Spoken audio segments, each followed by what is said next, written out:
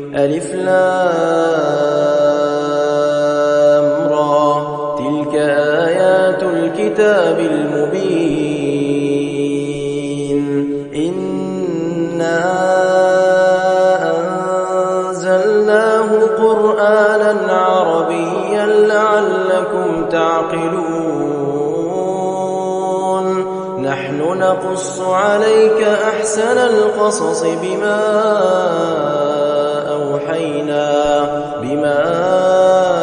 أوحينا إليك هذا القرآن وإن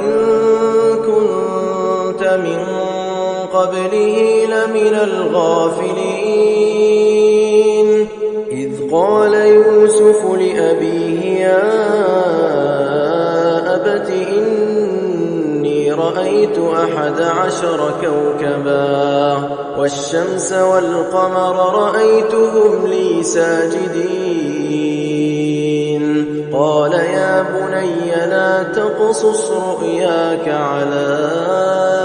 إخوتك فيكيدوا لك كيدا إن الشيطان للإنسان عدو مبين وكذلك يجتبيك ربك ويعلمك من تأويل الأحاديث ويتم نعمته عليك وعلى آل يعقوب كما أتمها على أبويك من قبل إبراهيم وإسحاق إن ربك عليم حكيم لقد كان في يوسف وإخوته آيات للسائلين إذ قالوا ليوسف وأخوه أحب إلى أبينا منا ونحن عصبة إن أبانا لفي ضلال مبين اقتلوا يوسف أو اطرحوه أرضا يخل لكم وجه أبيكم وتكونوا من بعده قوما صالحين قال قائل منهم لا تقتلوا يوسف وألقوه في غيابة الجب يلتقطه بعض السيارة إن كنتم فاعلين قالوا يا أبانا ما لك لا تأمنا على يوسف وإنا له لناصحون أرسله معنا غدا يرتع ويلعب وإنا له لحافظون قال إني ليحزنني أن تذهبوا به وأخاف أن يأكله الذئب وأنتم عنه غافلون قالوا لئن أكله الذئب ونحن عصبة إنا إذا لخاسرون فلما ذهبوا به وأجمعوا أن يجعلوه في غيابة الجب وأوحينا إليه لتنبئنهم بأمرهم هذا وهم لا يشعرون وجاءوا أباهم عشاء يبكون قالوا يا أبانا إنا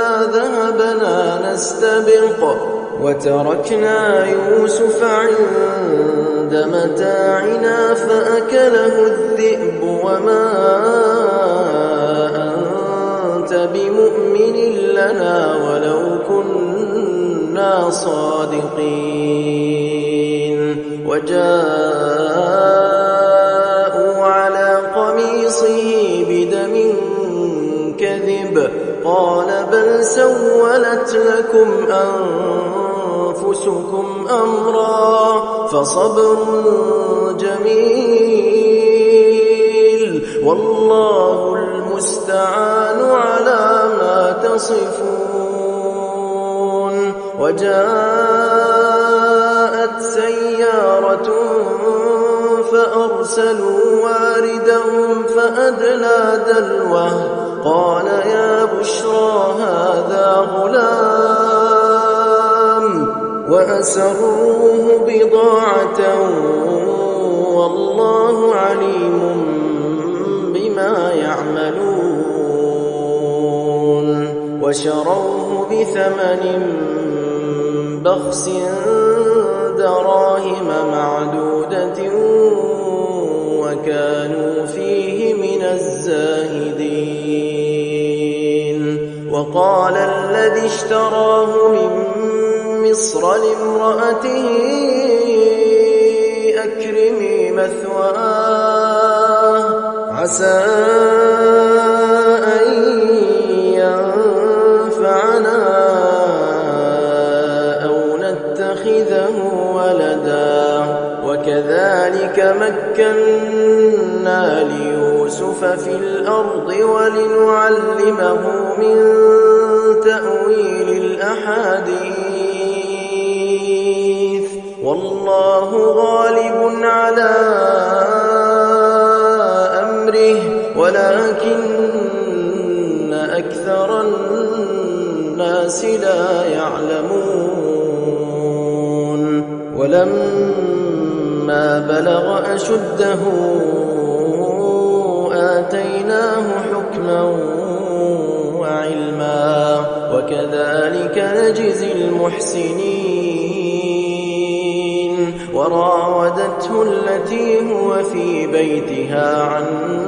نفسه وغلقت الأبواب وقالت هيت لك قال معاذ الله إنه ربي أحسن مثواي إنه لا يفلح الظالمون ولقد همت به وهم بها لولا أن رأى برهان ربه كذلك لنصرف عنه السوء والفحشاء إنه من عبادنا المخلصين واستبق الباب وقدت قميصه من دبر وألف يا سيدها لدى الباب قالت ما جزاء من أراد بأهلك سوءا إلا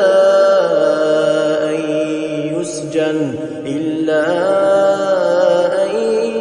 يسجن أو عذاب أليم قال هي راودتني عن نفسي وشهد شاهد من أهلها إن كان قميصه قد من قبل فصدقت وهو من الكاذبين وإن كان قميصه قد من دبر فكذبت وهو من الصادقين فلما رأى قميصه قد من دبر قال إنه من كيدكن إن كيدكن عظيم يوسف أعرض عن هذا واستغفري لذنبك إنك كنت من الخاطئين. وقال نسوة في المدينة امرأة العزيز تراود فتاها عن نفسه قد شغفها حبا إنا لنراها في ضلال مبين. فلما سمعت بمكرهن أرسلت إليهن وأعتدت لهن متكئا وآتت كل واحدة منهن سكينا وقالت اخرج عليهن. فلما رأينه أكبرنه وقطعن أيديهن وقلن حاش لله ما هذا بشرا إن هذا إلا ملك كريم. قالت فذلكن الذي لمتنني فيه ولقد راودته عن نفسه فاستعصم ولئن لم يفعل ما آمره ليسجنن وليكونا من الصاغرين. قال رب السجن أحب إلي مما يدعونني إليه وإلا تصرف عني كيدهن أصب إليهن وأكن من الجاهلين. فاستجاب له ربه فصرف عنه كيدهن إنه هو السميع العليم. ثم بدا لهم من بعد ما رأوا الآيات ليسجننه حتى حين. ودخل معه السجن فتيان قال أحدهما إني أراني أعصر خمرا وقال الآخر إني أراني أحمل فوق رأسي خبزا تأكل الطير منه نبئنا بتأويله إنا نراك من المحسنين. قال لا يأتيكما طعام ترزقانه إلا نبأتكما بتأويله قبل أن يأتيكما ذلكما مما علمني ربي إني تركت ملة قوم لا يؤمنون بالله وهم بالآخرة هم كافرون. واتبعت ملة آبائي إبراهيم وإسحاق ويعقوب ما كان لنا أن نشرك بالله من شيء ذلك من فضل الله علينا وعلى الناس ولكن أكثر الناس لا يشكرون. يا صاحبي السجن أأرباب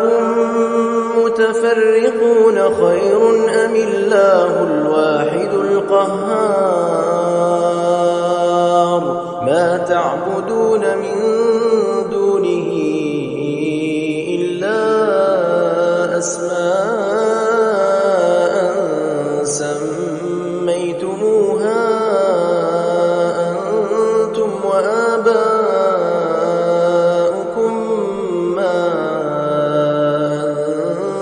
أنزل الله بها من سلطان إن الحكم إلا لله أمر ألا تعبدوا إلا إياه ذلك الدين القيم ولكن أكثر الناس لا يعلمون يا صاحبي السجن أما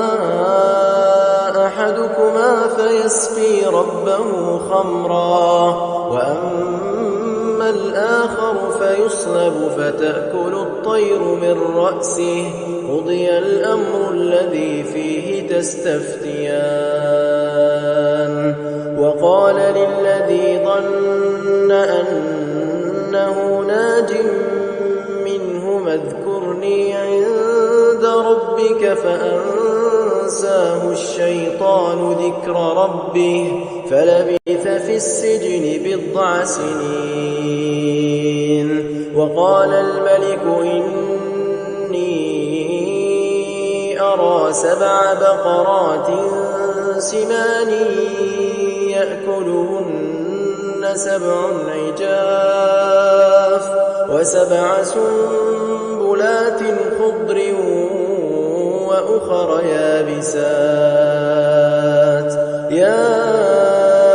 أيها الملأ أفتوني في رؤياي إن كنتم للرؤيا تعبرون قالوا أضغاث أحلام وما نحن بتأويل الأحلام بعالمين وقال الذي نجا منهما وادكر بعد أمة أنا أنبئكم بتأويله فأرسلون يوسف أيها الصديق أفتنا في 7 بقرات سمان يأكلهن 7 عجاف و7 سنبلات خضر وأخر يابسات لعلي أرجع إلى الناس لعلهم يعلمون قال تزرعون 7 سنين دأبا فما حصدتم فذروه في سنبله إلا قليلا مما تأكلون ثم يأتي من بعد ذلك 7 شداد يأكلن ما قدمتم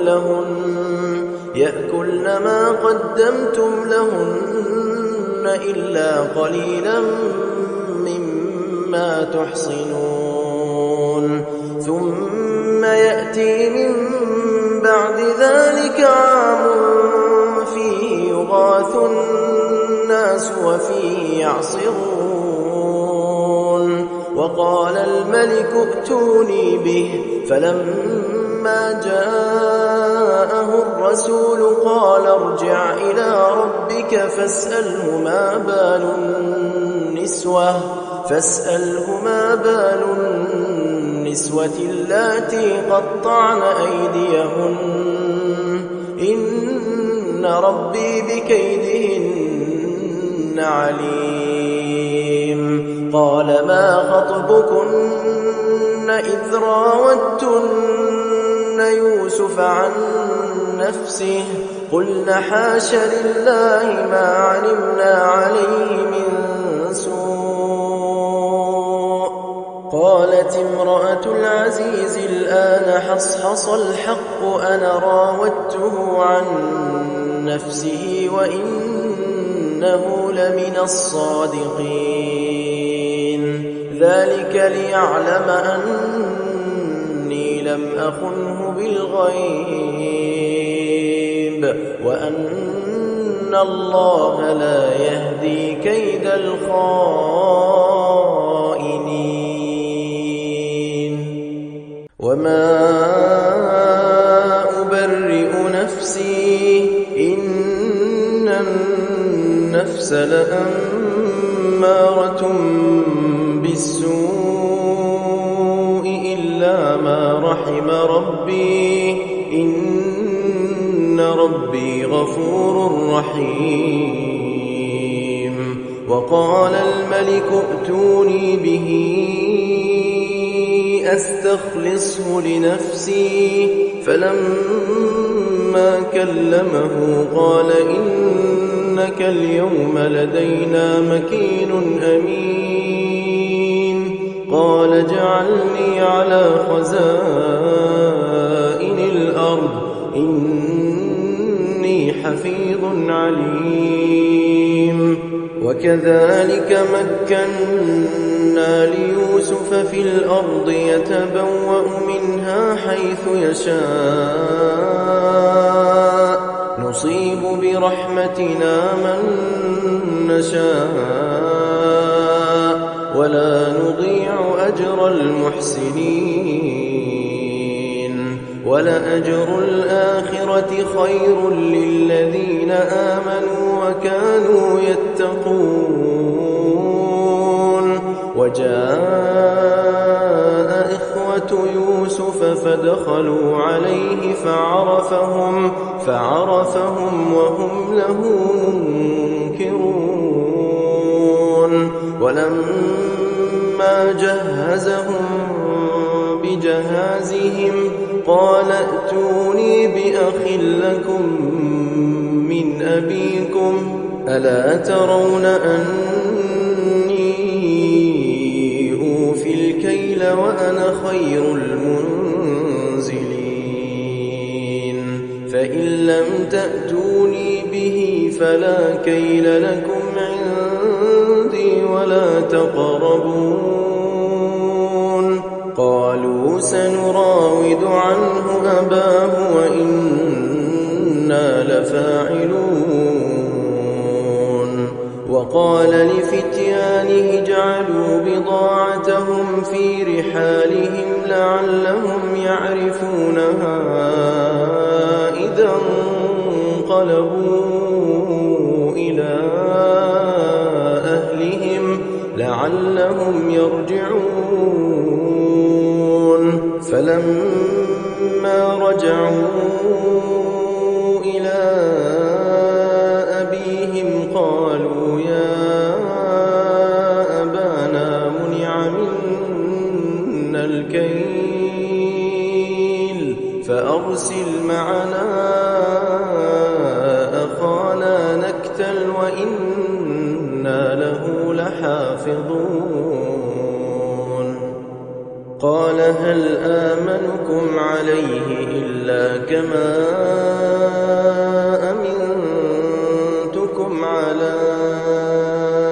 أخيه من قبل فالله خير حافظا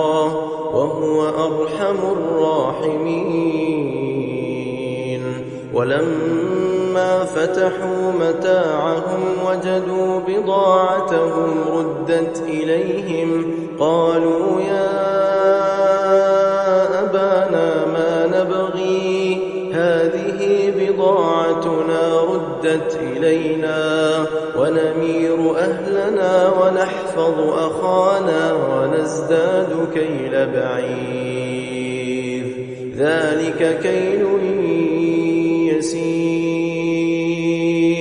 قال لن أرسله معكم حتى تؤتون موثقا من الله لتأتونني به إلا أن يحاط بكم. فلما آتوه موثقهم قال الله على ما نقول وكيل. وقال يا بني لا تدخلوا من باب واحد وادخلوا من أبواب متفرقة وما أغني عنكم من الله من شيء إن الحكم إلا لله عليه توكلت وعليه فليتوكل المتوكلون ولما دخلوا من حيث أمرهم أبوهم ما كان يغني عنهم من الله من شيء إلا حاجة في نفس يعقوب قضاها وإنه لذو علم لما علمناه ولكن أكثر الناس لا يعلمون ولما دخلوا على يوسف آوى إليه أخاه قال إني أنا أخوك فلا تبتئس بما كانوا يعملون فلما جهزهم بجهازهم جعل السقاية في رحل أخيه ثم أذن مؤذن أيتها العير إنكم لسارقون قالوا وأقبلوا عليهم ماذا تفقدون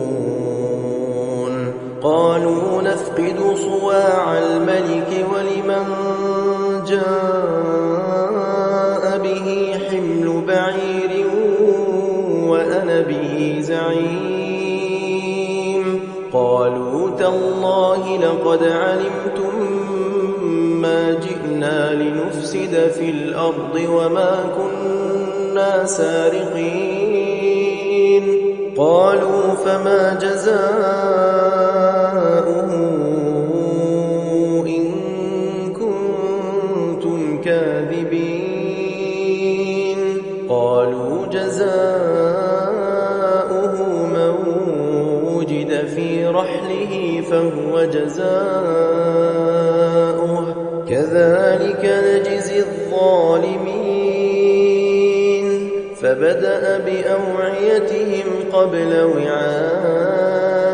أخيه ثم استخرجها من وعاء أخيه كذلك كدنا ليوسف ما كان ليأخذ أخاه في دين الملك إلا أن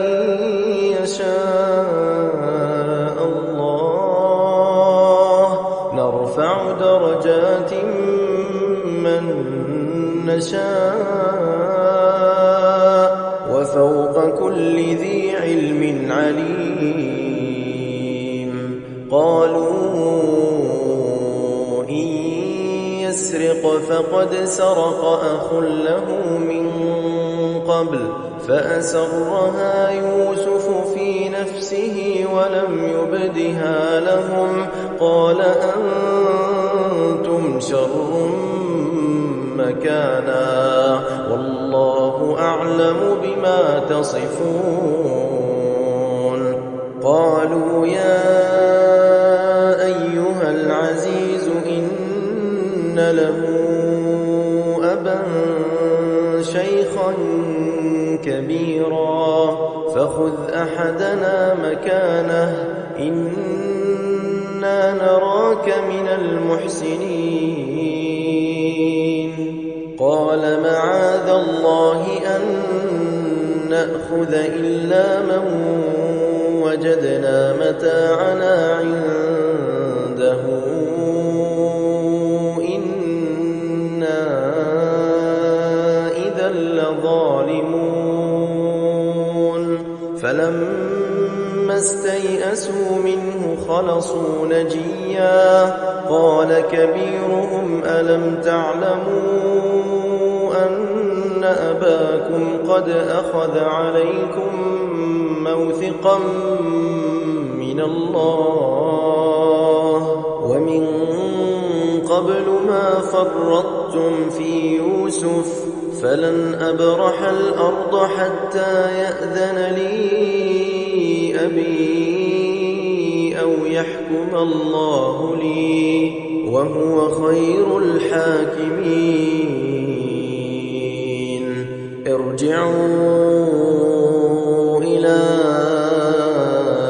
أبيكم فقولوا يا أبانا إن ابنك سرق وما شهدنا إلا بما علمنا وما كنا للغيب حافظين واسأل القرية التي كنا فيها والعير التي أقبلنا فيها وإنا لصادقون قال بل سولت لكم أنفسكم أمرا فصبر جميل عسى الله أن يأتيني بهم جميعا إنه هو العليم الحكيم وتولى عنهم وقال يا أسفا على يوسف وابيضت عيناه من الحزن فهو كظيم قالوا تالله تفتأ تذكر يوسف حتى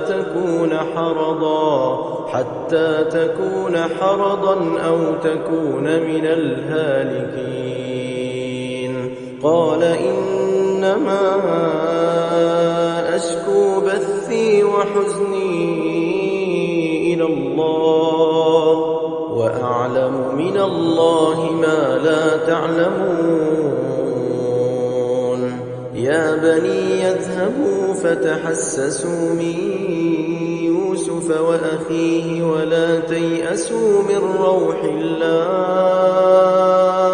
إنه لا ييأس من روح الله إلا القوم الكافرون فلما دخلوا عليه قالوا يا أيها العزيز مسنا وأهلنا الضر وجئنا ببضاعة مزجاة فأوف لنا الكيل وتصدق علينا إن الله يجزي المتصدقين قال هل علمتم ما فعلتم بيوسف وأخيه إذ أنتم جاهلون قالوا أئنك لأنت يوسف قال أنا يوسف وهذا أخي قد من الله علينا إنه من يتق ويصبر فإن الله لا يضيع أجر المحسنين قالوا تالله لقد آثرك الله علينا وإن كنا لخاطئين قال لا تثريب عليكم اليوم يغفر الله لكم وهو أرحم الراحمين اذهبوا بقميصي هذا فألقوه على وجه أبي يأت بصيرا وأتوني بأهلكم أجمعين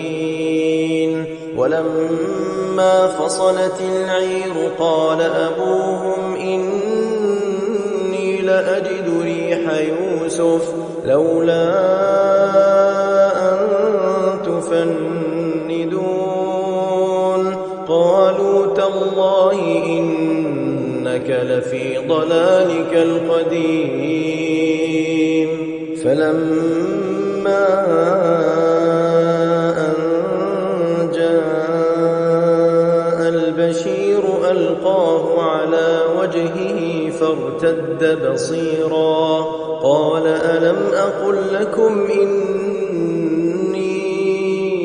أعلم من الله ما لا تعلمون قالوا يا أبانا استغفر لنا ذنوبنا إنا كنا خاطئين قال سوف أستغفر لكم ربي إنه هو الغفور الرحيم فلما دخلوا على يوسف آوى إليه أبويه وقال ادخلوا مصر إن شاء الله آمنين ورفع أبويه على العرش وخروا له سجدا وقال يا أبت هذا تأويل رؤياي من قبل قد جعلها ربي حقا وقد أحسن بي إذ أخرجني من السجن وجاء بكم من البدو من بعد أن نزغ الشيطان بيني وبين إخوتي إن ربي لطيف لما يشاء إنه هو العليم الحكيم رب قد آتيتني من الملك وعلمتني من تأويل الأحاديث فاطر السماوات والأرض أنت وليي في الدنيا والآخرة توفني مسلما وألحقني بالصالحين ذلك من أنباء الغيب نوحيه إليك وما كنت لديهم إذ أجمعوا أمرهم وهم يمكرون وما أكثر الناس ولو حرصت بمؤمنين وما تسألهم عليه من أجر إن هو إلا ذكر للعالمين وكأي من آية في السماوات والأرض يمرون عليها وهم عنها معرضون وما يؤمن أكثرهم بالله إلا وهم مشركون أفأمنوا أن تأتيهم غاشية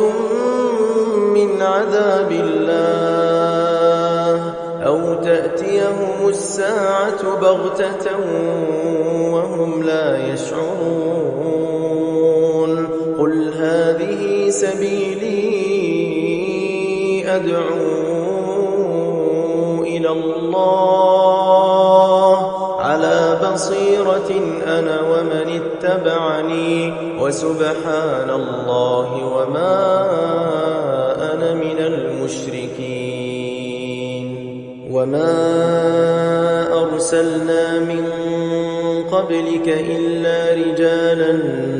نوحي إليهم من أهل القرى أفلم يسيروا في الأرض فينظروا كيف كان عاقبة الذين من قبلهم ولدار الآخرة خير للذين اتقوا أفلا تعقلون حتى إذا استيأس الرسل وظنوا أنهم قد كذبوا جاءهم